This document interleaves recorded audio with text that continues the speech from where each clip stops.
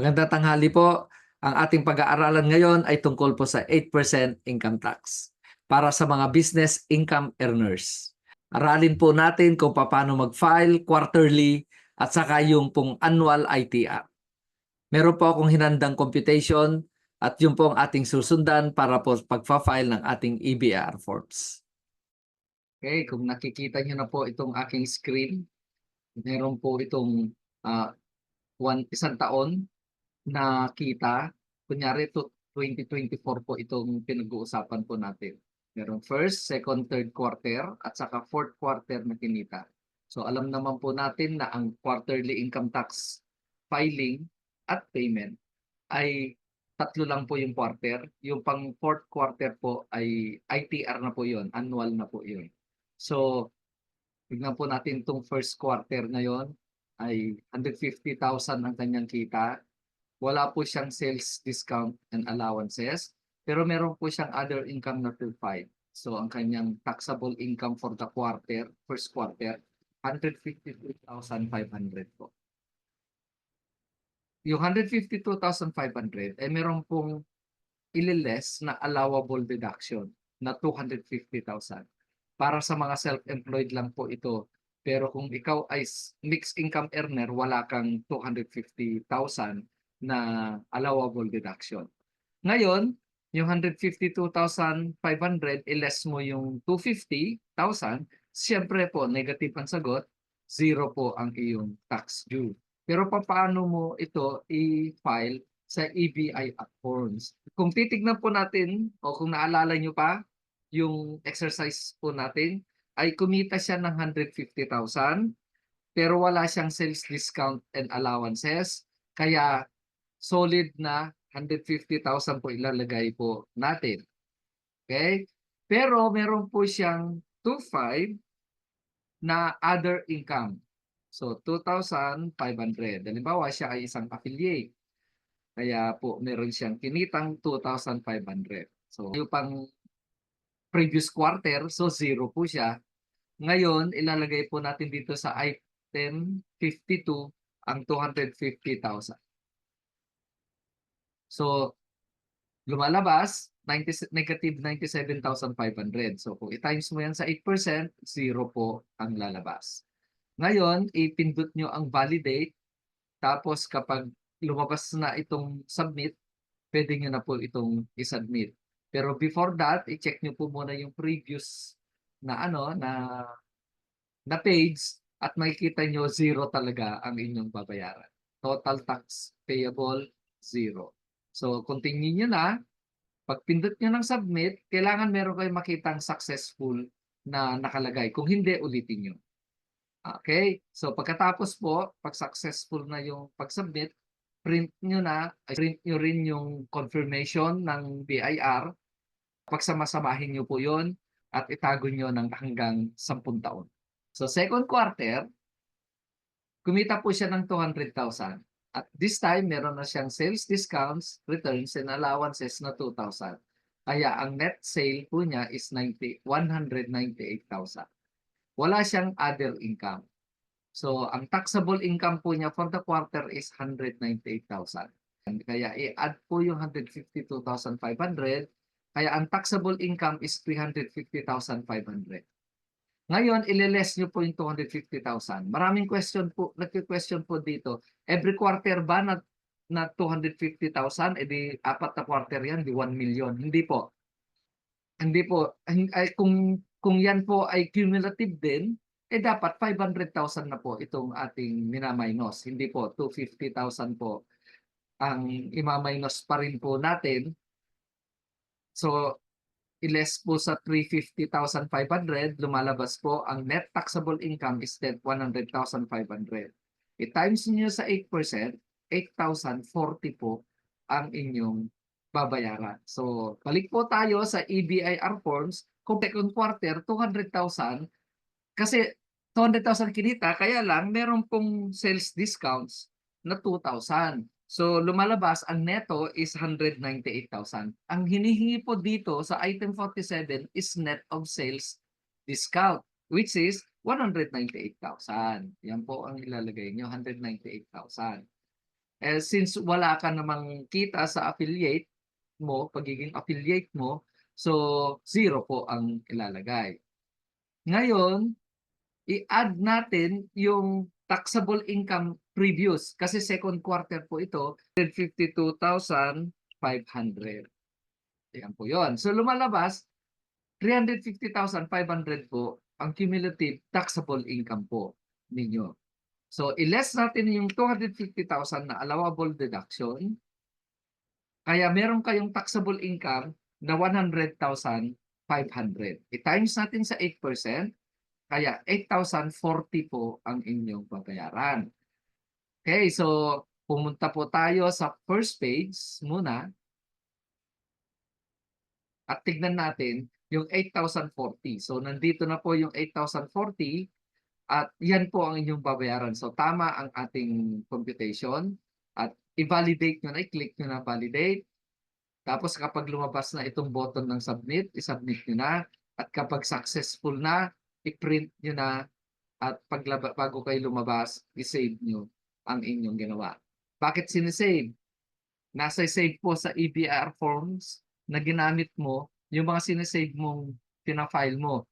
Just in case na nawala mo yung gamit mo, pwede mong balikan para i-print. Kaya lang, hindi po nagtatagal yan, sabi nila.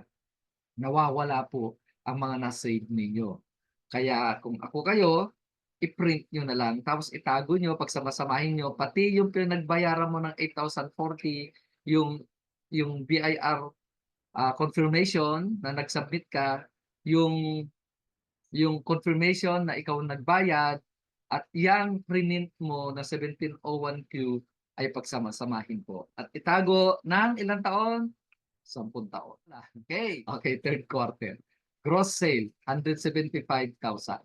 Meron po siyang sales return, discounts and allowances na 1.5, kaya po ang neto ay 173,500.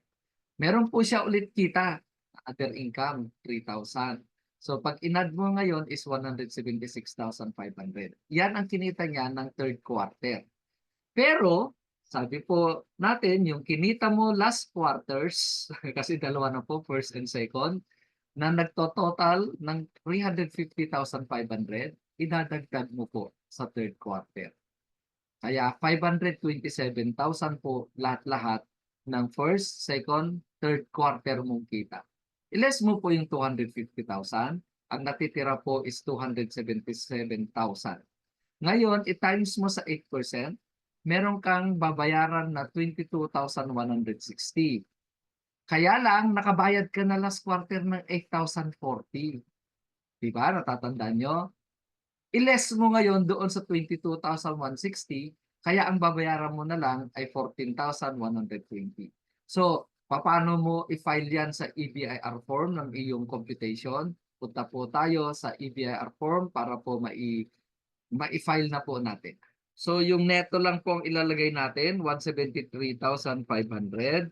Tapos, meron kang other income na 3,000. So, lumalabas po, 176,500. At i-add po natin yung kita natin ng first quarter and second quarter. So, saan mo makikita yan? Tignan mo doon sa second quarter filing mo. Nandoon po ang nakalagay ang iyong idadagdag yan. So, pag in-add na po, ang cumulative taxable income mo po ay 527,000. I-less po natin yung 250,000 na allowable deduction. Lumalabas po ang inyong taxable income ay 277,000 lahat. I-times 8%, 22,160. Pero meron kang credit. Ito, nasa item 57. Sabi niya, creditable tax withheld for the previous quarters, which is 8,040. Ayan. Minus po yung 8,040 sa 22,160. Ang kalalabasan po is 14,120.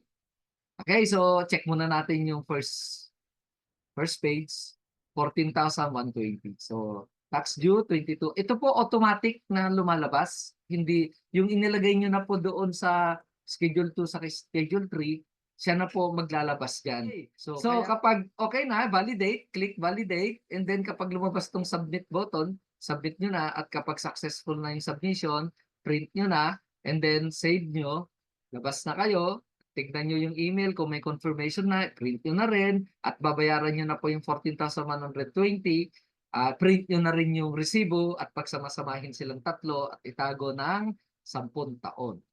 Sa fourth quarter, ay idadagdag na po o i-add na lahat ang first, second, third, and fourth quarter na inyong kita. So, sa fourth quarter, kumita ng 250,000, idagdag na po lahat yun. First, second, third, lahat-lahat po sila kasama yung fourth quarter. At ang total po na gross sale nyo is 775,000. I-add na rin po lahat-lahat ang sales discount saka sales return and allowances, 3,500. First, second, third quarter po ha, i-add na lahat. Tapos, syempre, i-minus nyo yung 3,500 sa 775,000, kaya 771,500 po ang net sale. Ngayon, i-add nyo na rin lahat ang other income na ng first quarter, second quarter, third quarter, fourth quarter. 7,500 po yun. So, lumalabas, 779,000 ang taxable income mo.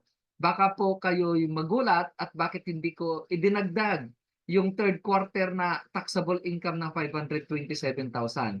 Diyan ay nandiyan na po yung 527,000 kasi natatandaan nyo na inad na natin lahat yung first, second, third, and fourth quarter natin. Kaya nga po tayo nagtotal ng 775,000. Kaya lumalabas, ang inyong taxable income ay 779,000 less 250,000, kaya po 529,000 po ang inyong net taxable income. Sa 529,000, i-times 8% nyo po, lalabas 42,320. Pero, nakabayad na kayo ng 8,040 nung second quarter, 14,120 nung third quarter. Pag tinotal niyo yung dalawang yan, lalabas po 22,160. Kaya ima-minus po doon sa 42,320, ang amount po is 20,160. Ito na lang po ang inyo babayaran, 20,160. Ngayon, pupunta na po tayo sa EBIR forms, pero ibang form na po ang gagamitin natin. 1701A. Nakita po natin na sales revenue, receipt, and fees. So, ibig sabihin gross. So, itotal na ang first, second, third, and fourth quarter. At na-total na po natin kanina sa ating computation, 775,000. I-total nyo na rin po lahat ang sales return, allowances, and discounts ng first, second, third, and fourth quarter, which is 3,500. I-total nyo na rin po lahat ang other income nyo ng first, second, third, and fourth quarter, which is 7,500. Okay. So, ang total taxable income nyo is 779,000. Lahat-lahat na po yan. Nandyan na lahat. First, second, third, and fourth. Ngayon, i-less po natin yung 250,000 na allowable deduction. So, pag na-less na po yan, 250,000 sa 779,000, ang taxable income nyo po ay 529,000. Times 8%, automatic na po nagko-compute, kaya hindi na po kayo magko-compute, lalabas na po ang 42,320. Kaya lang meron po kayong binayaran ng second at saka third quarter. Sa item 59, creditable tax withheld for the first 3 quarters, sabi po niyan. Nagbayad ka ng 8,040 second quarter, 14,120 third quarter. Pag inad mo yan, lalabas po na 22,160 po lagi. Kung meron ka natanggap na 2307 sa platform at ito po ay sa item 60, makikita mo creditable tax withheld per BIR form number 2307 for the fourth quarter. Actually, kahit nga yung third quarter mo pwede mong gamitin basta the same taxable year. Kahit yung second quarter mo, kung meron kang 2307. Basta the same year po ha, kung iba na, wala na. Paso na po yun. So, kung meron kang natanggap, i-validate mo muna sa SAWT bago nyo po gamitin dyan. Okay. So, dahil wala po tayong 2307 ngayon na ilalagay dyan, yun lang pong binayaran nyo ng second quarter, third quarter, eh wala naman kayong binayaran ng first quarter, eh nag-total po ng 22,160. I-minus po sa 42,320, lalabas po na mayroon kayong utang sa BIR sa gobyerno na 20,160 po. Ngayon, bago pwede nyo pong ipindot na yung validate, pero maganda kung silipin nyo po yung first page. Ang first page po ay lumalabas 20,160. So, okay na. Pindot validate. Pag lumabas na itong submit, kung ano sasabihin ni validate, sundin nyo po ha. Baka meron kayong nakaligtaan na item number ganito, ganyan. So, ayusin nyo po yun. And then, kapag clear naman na lahat yan, sasabihin naman niya sa inyo. And then, lalabas na itong button ng submit. Pagka-click nyo po itong submit, may lalabas pong successful kung nasubmit mo ng maayos. Pero kapag hindi, ulitin ang pag-submit hanggang sa maging successful. Kapag successful na po yung submission, i-print nyo na po and then i-save. Yan. Yung na-print nyo na 1701A ay antayin nyo rin yung confirmation ng BIR na natanggap na nila yung submission nyo. So, i-print nyo rin po yun. Yung pinagbayaran nyo ng 20,160, actually, pag PayMaya, may email po sila. Pero sa bangko, meron po silang tinatatak para bang validation na kayo'y nagbayad. Pagsamasamahin nyo po yung tatlong yan at itatago nyo ng 10 taon. Okay, salamat po sa pagsama ninyo sa akin hanggang matapos po ang video. Huwag po ninyong kakalimutan ang mag-subscribe. Hanggang sa muli po. Salamat.